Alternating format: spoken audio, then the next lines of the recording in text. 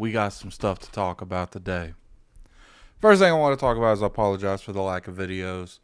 I still put out like 3, but I am trying to get into this consistent 5-a-week motion Monday through Friday. But we're going to talk about a couple of subjects today because normally I would probably cut this into 2 or 3 videos, but I want to talk about a lot of this now. I have my podcast up, Iron Lord's Podcast. We're going to go over a couple of things Cognito says. It's the quickest way I could get all the information that I needed. So let's go ahead and get into this, man, because this is very interesting. This has completely took over. First off, for those of you who don't know, Microsoft is trying to buy Activision and Blizzard King. A lot of people call them the ABK. And the FTC has went out there and they have tried to prevent this from happening. So what's ended up happening is now the FTC is doing this court hearing and all this juicy information is coming out. Now, I am going to have a different video on the Indiana Jones because I think that is a big thing that I need to talk about. But we're going to talk about a lot of the interaction between PlayStation and Xbox because there's been quite a bit of that. First off, we officially know now that PlayStation is responsible for all the acquisitions. They did come out and said that originally Starfield was going to be a PlayStation exclusive, or they were pursuing it heavily. I don't know if they ever confirmed if it was getting passed or not.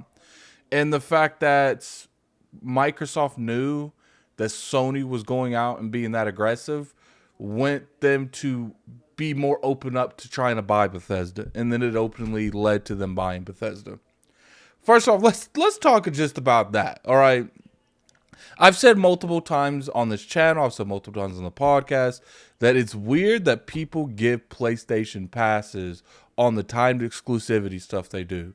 To me, the difference between buying entire timed exclusives on an entire publishing arm and buying the actual publishing arm, the only difference is money and ownership.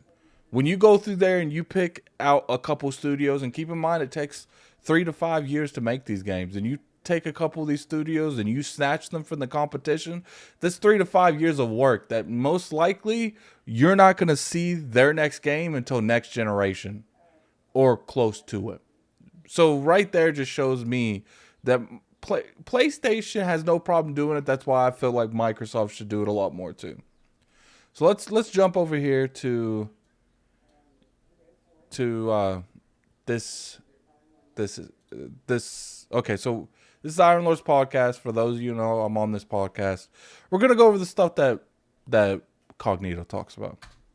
From PlayStation CEO Jim Ryan was shared in court and reported on by IGN. It showed that Jim was unconcerned about Microsoft's acquisition of ABK in the email, I believe, dated January 20th, 2022, 2 days after Microsoft announced the intent to purchase Activision Blizzard. Ryan's relaxed attitude at the deal at the time counters his public-facing concern comments. So all that tells me is like Jim Ryan completely speaking a different tone.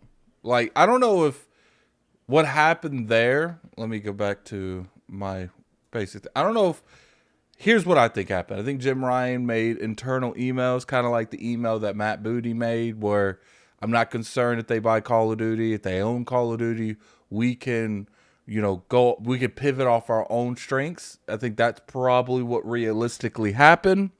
And then maybe he thought about it more. Maybe an executive of some sort like pulled him aside and say, yo, this is how much money we make off this. We might want to consider, really fighting to get this deal blocked. I don't know, though. Let's go back.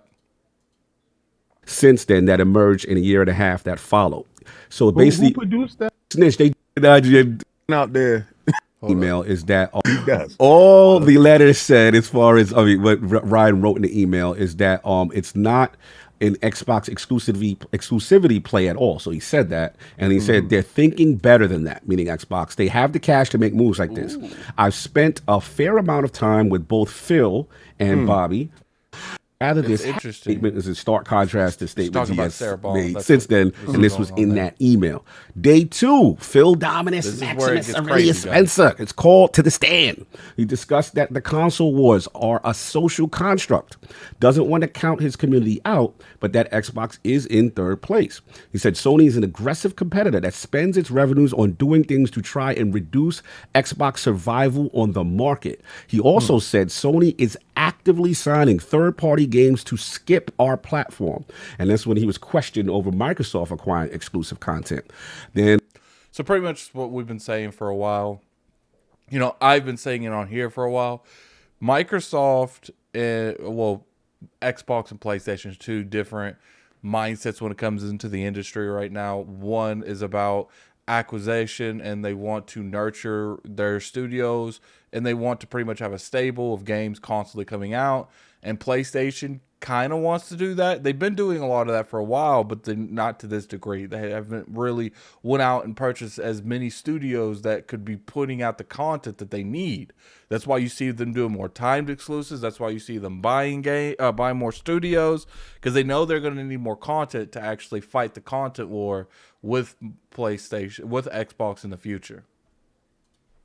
in point 4, Phil went on to reveal that they acquired Bethesda after learning that Starfield might become a PlayStation exclusive. Phil revealed that Sony regularly pays competitors to skip the platform, and Microsoft felt it needed its own Bethesda to compete.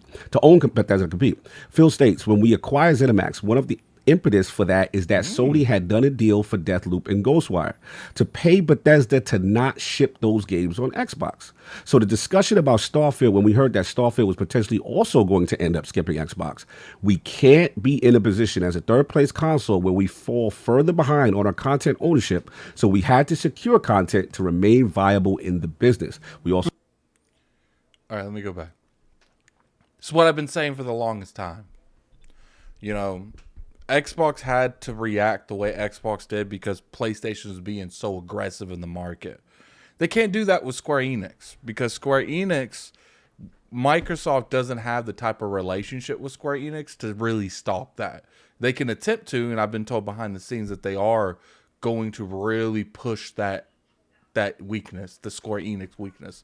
You know, we don't get Final Fantasies. Most likely, Final Fantasy Tactics is in the air somewhere. I don't know when that's going to get announced. Games like that is what I really love, and most likely we won't get those. It's just frustrating that all this is going down, and people are always trying to make Xbox look like the bad guy. PlayStation started this.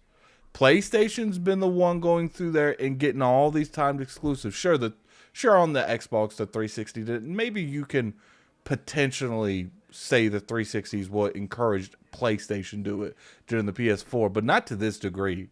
You know, in my knowledge, I've never seen Microsoft go out there and lock down a whole publishing arm.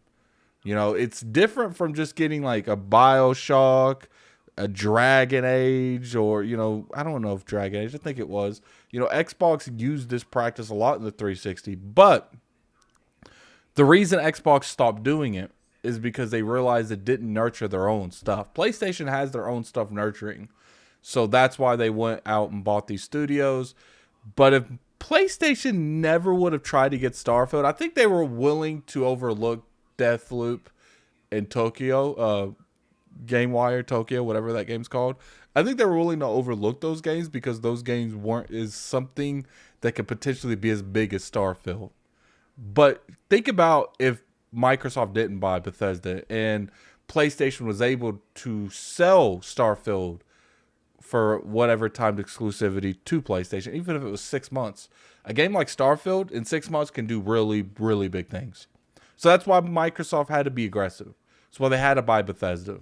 Now, I feel like that is PlayStation's fault because they gave them that energy where Xbox had to react. They were already losing the majority of the Square Enix games, if not all of them, besides like stuff like Final Fantasy Crisis Core. They could not start doing that with Bethesda. And who knows, if you didn't check them there, maybe they would have went to Capcom next. You know, Microsoft had to stop PlayStation from doing that. And even if they still did it with other studios, they had to stop them from being so active doing it. that's pretty much when it comes down to it, you guys. You know, put in the comment section below how you guys feel about this. Obviously, this is business. And at the end of the day, they're going to do what they got to do to survive. But to me, all this shows is that Xbox has to be more aggressive in this stuff. And it's showing right here, the FTC, man.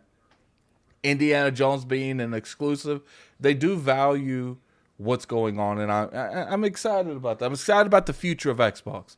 But anyway, tell me what you guys think in the comment section below. Very curious to your guys' opinion. And until next time, this is Gaming Addict. I'm out of here. Peace.